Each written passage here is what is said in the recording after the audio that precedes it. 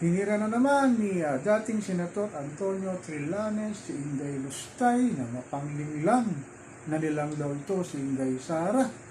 Grabe talaga to si dating Senador Antonio Trillanes na kumakandidato sa Kangkalo o Caloocan.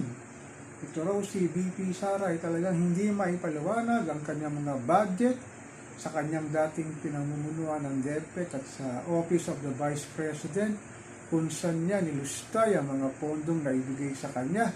At sinabi niya pa na bipolar daw ito na manang-mana sa kanyang ama. Grabe ka, Antonio Trillanes, ano? Sinabi niya pa na apekto daw ito ng mga kriminal na galing mainland China at Singapore na napadpad sa ating bayan at nagtayo daw ng pogo. Grabe ka talaga, Antonio Trillanes, ano? Mukhang totoo nga itong sinasabi ni Antonio Trillanes At ang kanyang tatay Digong daw ang pasimuno naman ng mga smuggling syndicate sa ating bansa nung kanyang panahon na siya ang pangulo ng ating bayan. At sinasabi lang ito ay makamahirap, pero pag ang mahihirap na kriminal ay nagkamali daw sa kanya, ay kanya itong pinapatay o ginuburgo.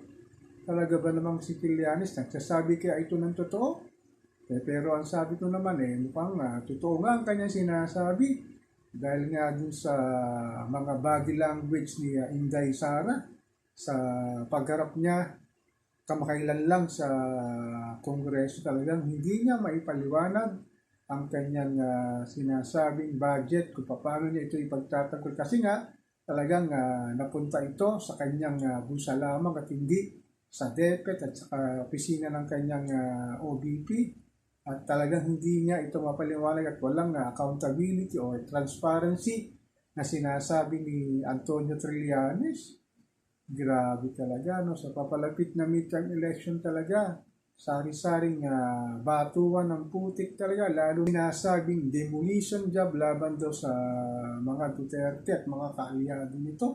Lalong-lalo na sa sinasabing pamumuno ni Inday Sara sa ating bayan bilang pangulo ng ating bansa na wala daw itong ginagawa kundi lang yun na mag-beach lang daw, magpasarap sa buhay na hindi raw inaalintana ang sinasabi niya mahirap daw sila, pero ang totoo pala nito ay talagang wala sa kanila ang mga nangyayari sa ating mahal na inang bayan, lalo na si Juan Pasang Cruz na hindi na alam kung saan kukunin ang kanilang kakainin at ilalapag sa kanilang hapagkainan. Sa walang humpay, nagtaas ng presyo ng bilihin sa serbisyong publiko. Ito raw pamilya Duterte sa pamumuno ni Tatay Digong at ni Inday Sara ay walang ginawa kundi magpasasa sa salapi ng bayan.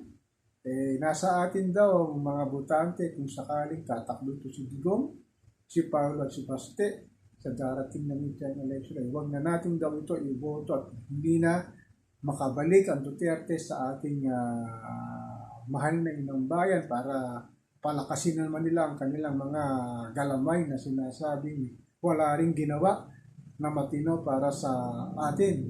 Lalo na itong si Bato de la Rosa, Bongo at ilang pang malalapit na kalyado.